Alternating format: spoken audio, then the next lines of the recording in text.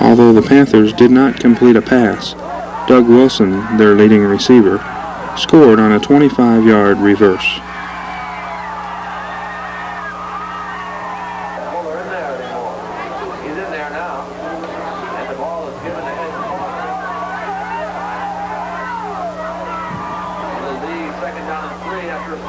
The younger Klein rushed for 209 yards in 12 carries and touchdown runs of 29,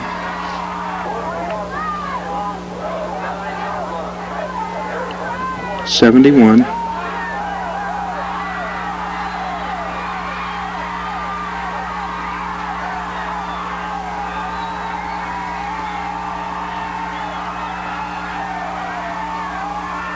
and 16 yards.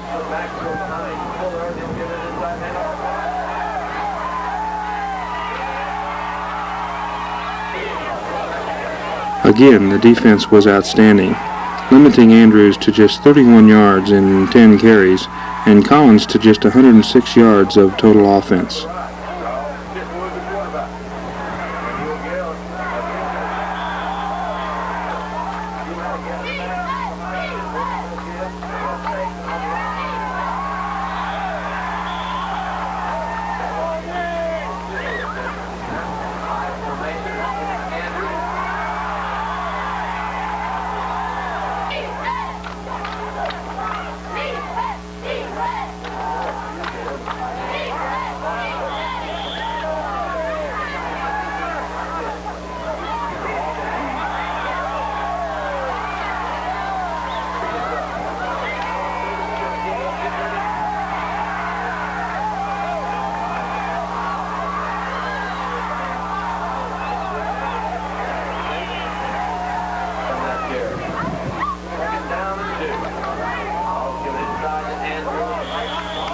The Cobras' only touchdown was an 85-yard kickoff return by Jerome Webb.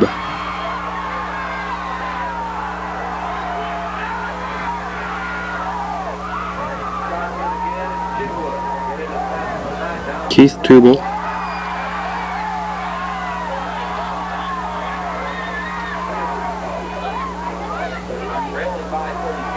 Ed Foster,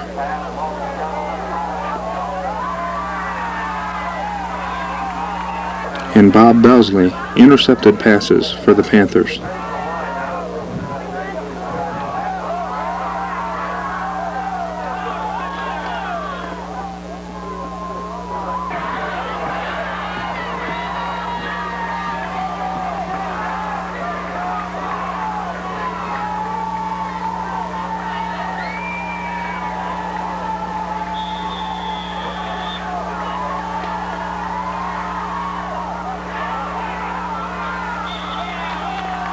In the last 5 years, the winner of the Washington Limestone game has been the conference champion of either the Mid-State 10 or the Mid-Illini Conference 4 times.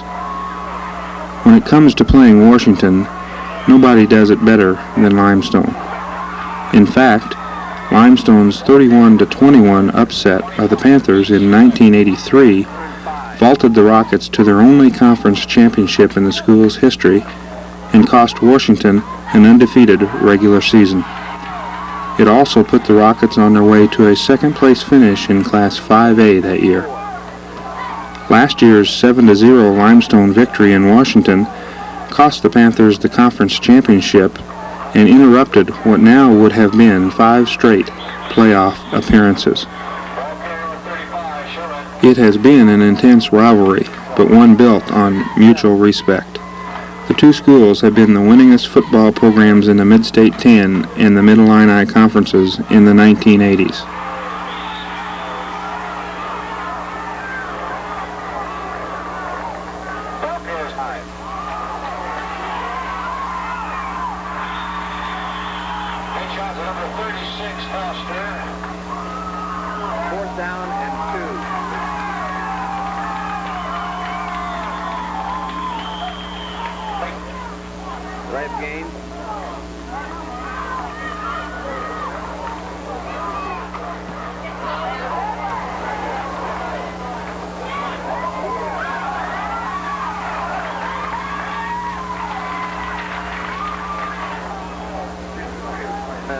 limestone 7-yard line.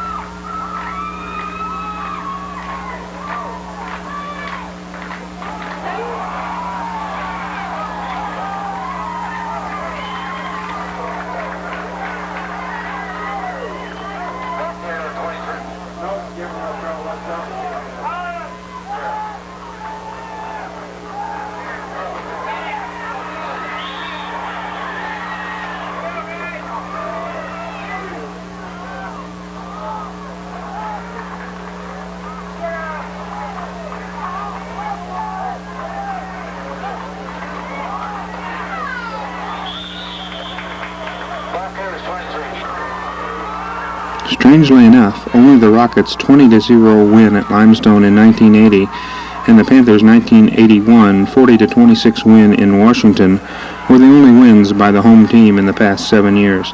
Just as ironic is the fact that, although both schools are known for their sophisticated passing attacks, the team that has thrown the fewest number of passes has won each of the past 7 years.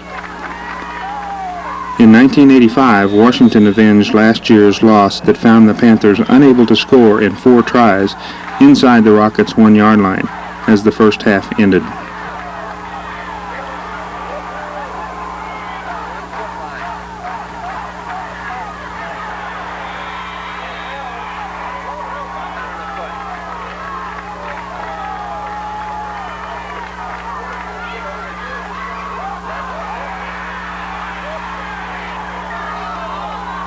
Ironically, it was Limestone's inability to get any points this year with a first and goal at the Panthers' 1-yard line that ultimately proved the difference.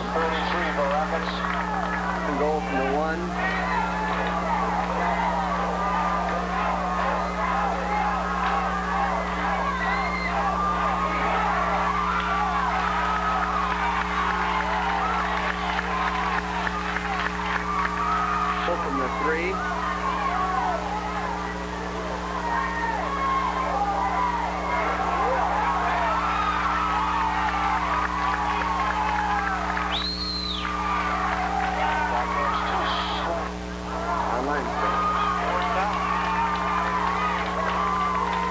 Sportsmanlike conduct, I think. 4th down. Pull from the 17-yard line.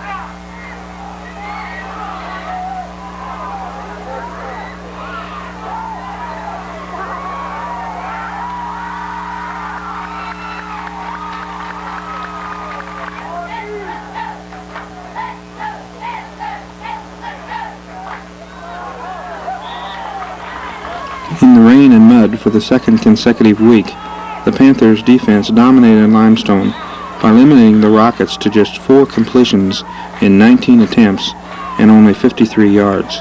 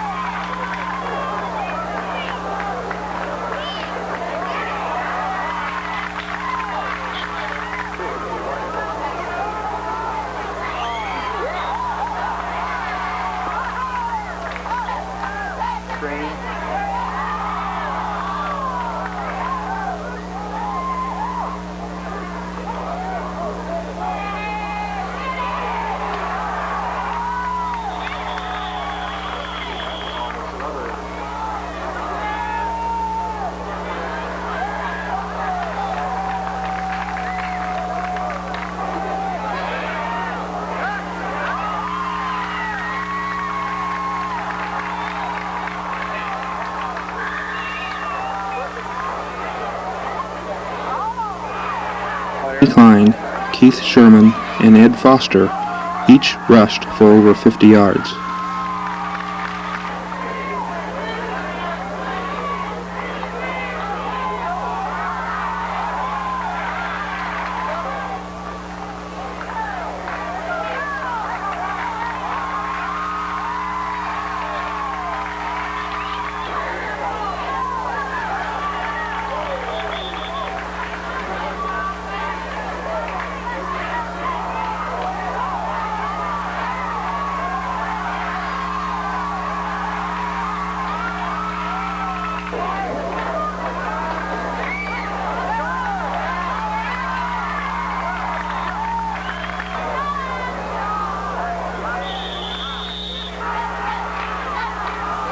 Scott Foster caught 3 passes for 30 yards.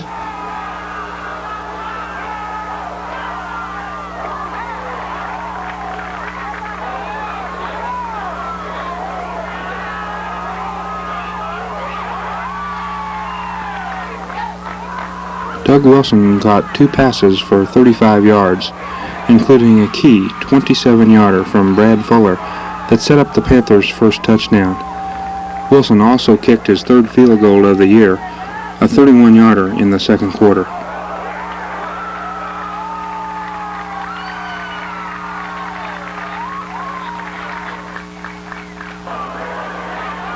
Washington's final touchdown came on a Scott Underwood blocked punt that Brian Sundberg converted into a 5-yard touchdown.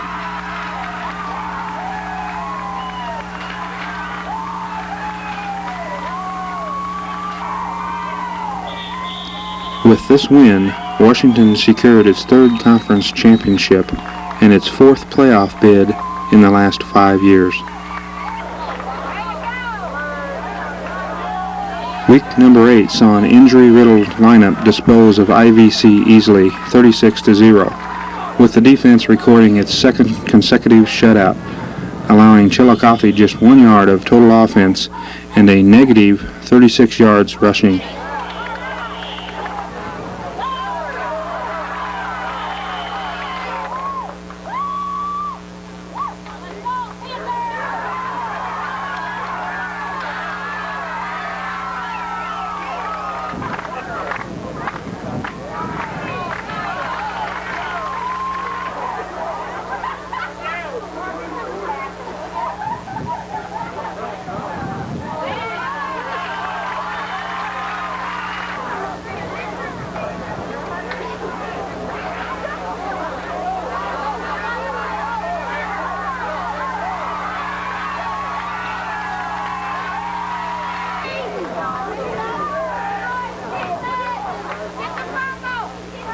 Panthers defensive linemen Scott Underwood, Scott Milburn, Brian Sundberg, John Roosevelt, and Ken Cook sacked IVC quarterbacks 6 times and forced 2 interceptions and numerous hurries.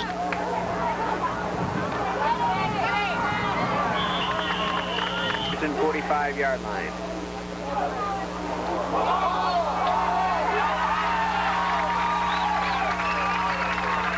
Okay, that's the win now.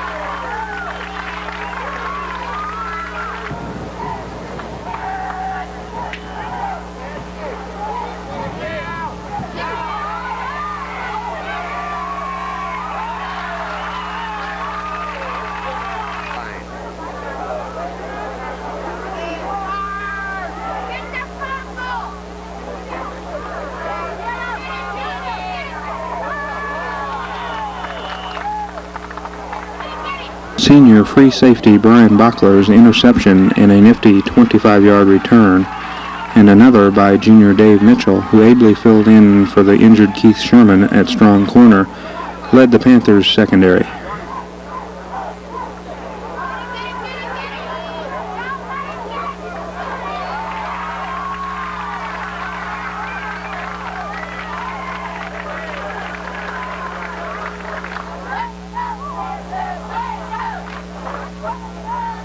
Sophomores Roger Hack and Chuck Johnson, and juniors Chris Holford and Kenny Hitt all had at least 1 run of over 10 yards, as Hitt scored the final Panther touchdown on a 31-yard run.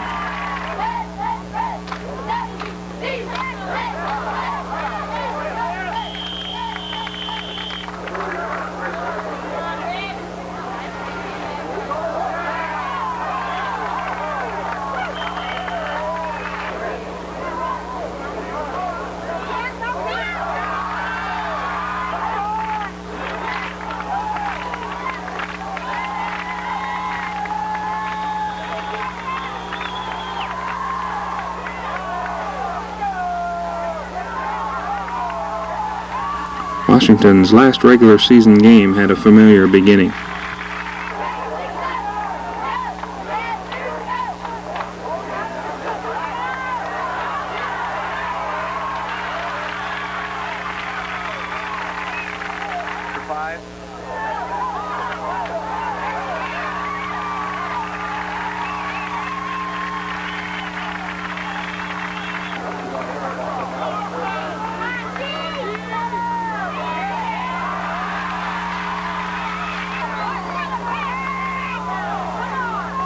After a scoreless first half, the Panthers gained a 14-0 third-quarter lead on Keith Sherman's 53-yard touchdown interception.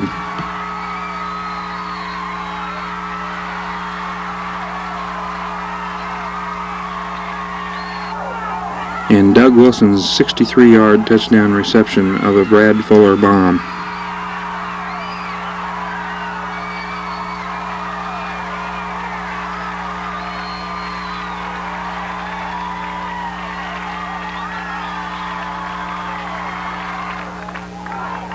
When Fuller's two-point pass to Scott Foster was good, almost everyone in attendance thought the Panthers had their first ever undefeated regular season. Everyone, that is, but Pekin's twin towers, 6'6" quarterback Eric Arnold and 6'5" tight end Bob Shade, and a pair of diminutive running backs, Larry Hudson and Mike Smith.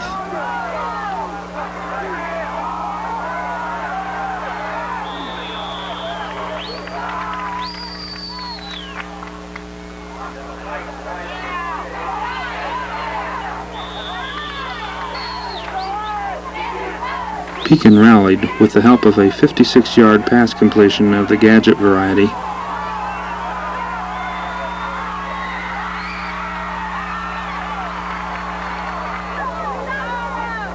And a bizarre two-point play to set the stage for 21 fourth-quarter points and a stunning 21-14 upset in Washington, and the end of the Panthers' 10-game winning streak dating back to mid-October of 1984.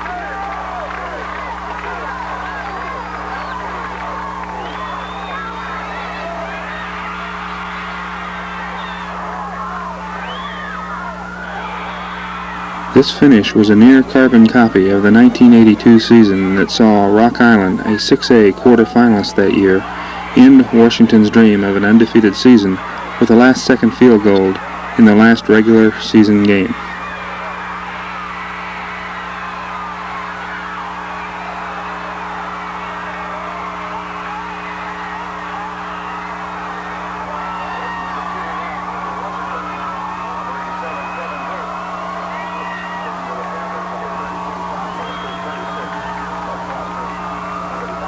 Panther fans were quickly reassured that the disappointing upset loss to Pekin was just what the Panthers needed to start their stretch run for the 1985 playoffs. In a repeat of the Panthers' win in September at Morton, Washington crushed Morton's hopes for a dream season by scoring the game's first 35 points in the first 30 minutes of the game.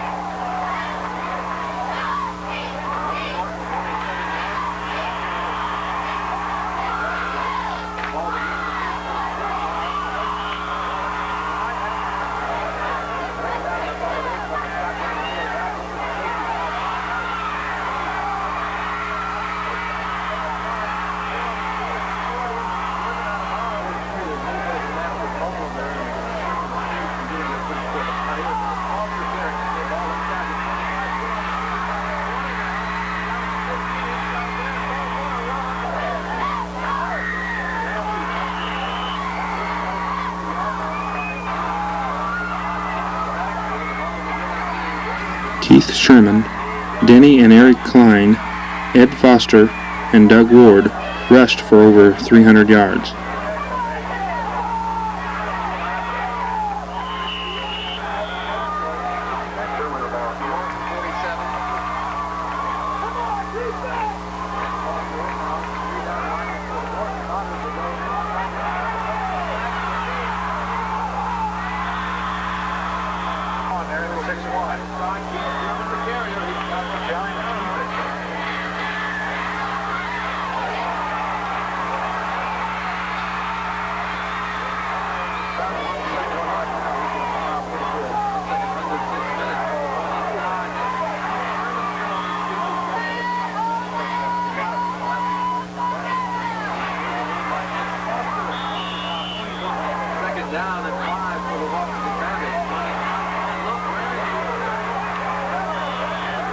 tackle, 2nd and 10 now.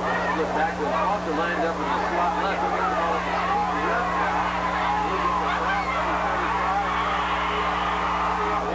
He's 2nd down and 9 at the 45. Second down, Foster, big hole left side. First down the goal. Foster still on the field, losing the ball, and he'll put the ball for Morton at 42 and a first down. The new man in for Washington.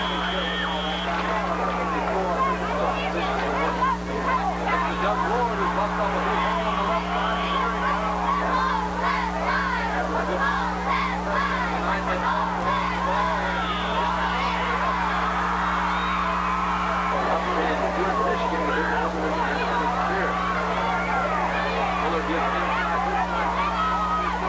Across the 45.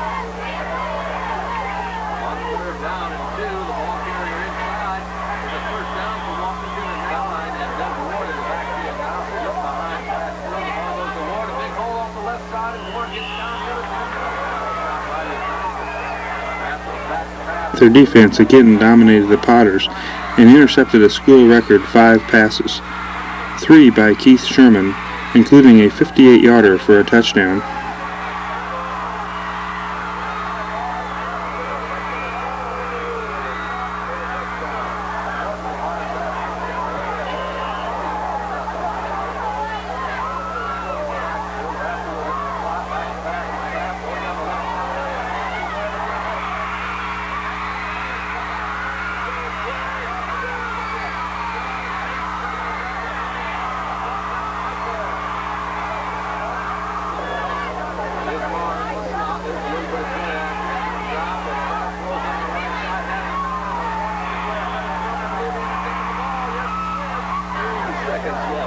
Another by sophomore Chuck Johnson.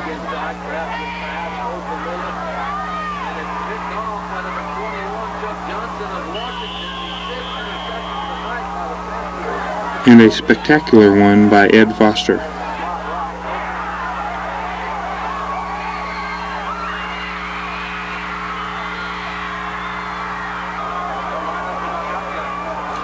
Brad Fuller connected on a 29-yard touchdown pass to Scott Foster as the Panthers rolled to a 42-12 win.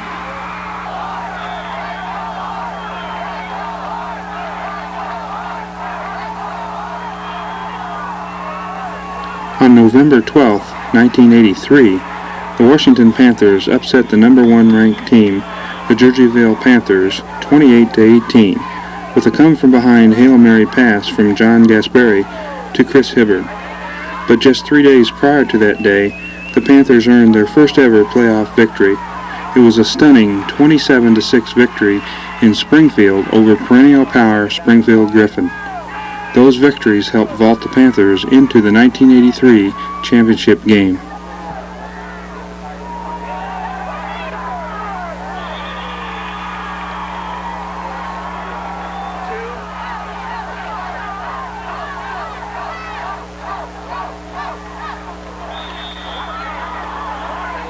Third down and 7.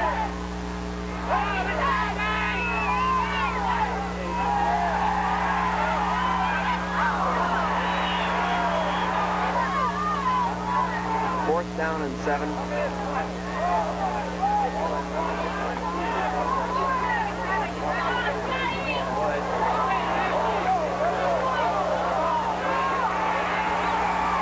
On November 2nd, 1985, another 9-1 Washington team again was hosting an unbeaten number 1 ranked team.